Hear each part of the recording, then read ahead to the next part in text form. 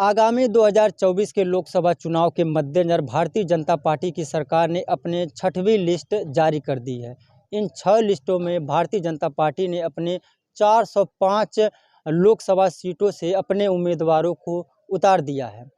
400 सीटों का दावा करने वाली बीजेपी इस बार केंद्र में तीसरी बार सरकार बनाने को लेकर फुल प्रूफ प्लान में दिख रही है। इस बार मौजूदा समय में अपने 291 सांसदों में से बीजेपी ने 101 सांसदों का टिकट काटा है, जिसमें कई राज्य मंत्री भी शामिल हैं। इसी रणनीति से आप साफ अंदाज़ा लगा सकते हैं कि भारतीय जनता पार्टी 400 सीटें लाने का जिस तरह से दावा कर रहे हैं, उनकी कितनी ठोस रणनीति नज़र आ रही है। उत्तर प्रदेश की बात करें तो उत्तर प्रदेश में Maharajganj Lok Sabha seat hot seat के रूप में जाना जाता है। यहाँ पर भारतीय जनता पार्टी 1991 से ही पंकज चौधरी पर अपना दांव खेलते हुए नज़र आ रही है।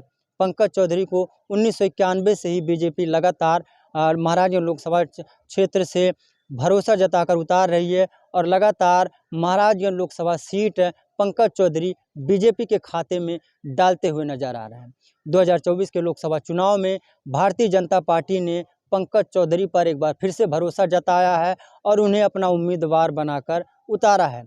पंकज चौधरी की बात करें तो पंकज चौधरी मूल रूप से उत्तर प्रदेश के गोरखपुर के रहने वाले हैं। पंकज चौधरी ने अपने राजनीतिक सफ़र की शुरुआत गोरखपुर नगर निगम से सन 1989 में बतौर पार्षद के रूप में शुरू की थी।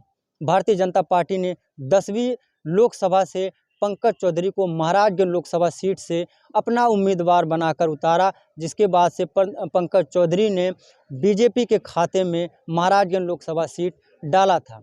जीत का सिलसिला यही नहीं रुका। पंकज चौधरी 11वीं लोकसभा से महाराजगंज लोकसभा क्षेत्र से दूसरी बार 1996 में सांसद बने और महाराजगंज लोकसभा सीट बीजेपी के खाते में डाला।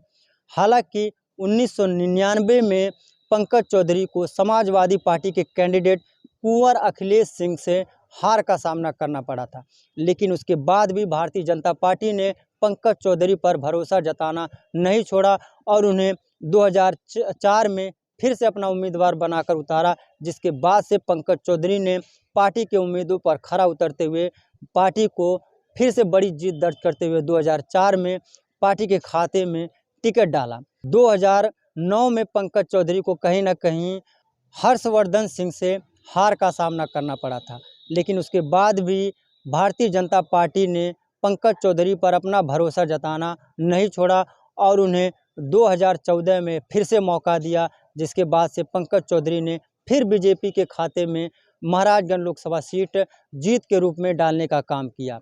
जीत का सिलसिला यहीं नहीं रुका। पंकज चौधरी ने जहां 2014 के लोकसभा चुनाव में भारी जीत दर्ज किया, तो वहीं पर 2019 का भी लोकसभा चुनाव पंकज चौधरी ने जीत दर्ज कर लोकसभा का जो सीट है वह बीजेपी के खाते में डालने का काम किया था। लेकिन 2024 का लोकसभा जो चुनाव है वह कहीं ना कहीं पंकज चौधरी के जीत के सफ़र में रोड़ा डालता हुआ नज़र आ रहा है। इस बार जहां एक तरफ से इंडिया अलायंस ने महाराजगंज लोकसभा क्षेत्र से वीरेंद्र चौधरी को अपना कैंडिडेट बनाकर उतारा है, तो वहीं दूसरी तरफ 2004 में समाजवादी पार्टी से सांसद रहे और पूर्वांचल किसान यूनियन संगठन के नेता कुंवर अखिलेश सिंह भी दो हाथ करते हुए नज़र आ रहे हैं। एक तरफ जहां पंकज चौधरी भारतीय जनता पार्टी के उपलब्धियों को गिनाते हुए जनता के बीच पहुंच रहे हैं, तो वहीं दूसरी तरफ वीरेंद्र चौधरी पिछड़ा, दलित और अल्पसंख्यक के मुद्दों को लेकर महाराजगंज लोकसभा क्षेत्र की जनता के बीच पहुंच रहे हैं। कुंवर अखिलेश सिंह की बात करें तो कुंवर अखिलेश सिंह भी जनता के बीच किसानों के मुद्दे को लेकर पहुंचते हुए नज़र आ रहे हैं। यानी 2024 का जो लोकसभा चुनाव है वह कई मायने में त्रिकोणीय देखा और समझा जा रहा है। वहीं पर पंकज चौधरी के लिए इस बार कहीं ना कहीं 2024 का लोकसभा चुनाव काफ़ी चुनौतीपूर्ण होने वाला है। पंकज चौधरी की माने तो पंकज चौधरी का साफ कहना है कि भारतीय जनता पार्टी तीसरी बार केंद्र में सरकार बनाने जा रही है। वहीं पर महाराजगंज लोकसभा क्षेत्र की बात करें तो महाराजगंज लोकसभा क्षेत्र में पंकज चौधरी का साफ कहना है कि 2019 से कई गुना ज़्यादा वोट लाकर वह इस बार फिर से महाराजगंज लोकसभा सीट बीजेपी के खाते में डालने वाले हैं।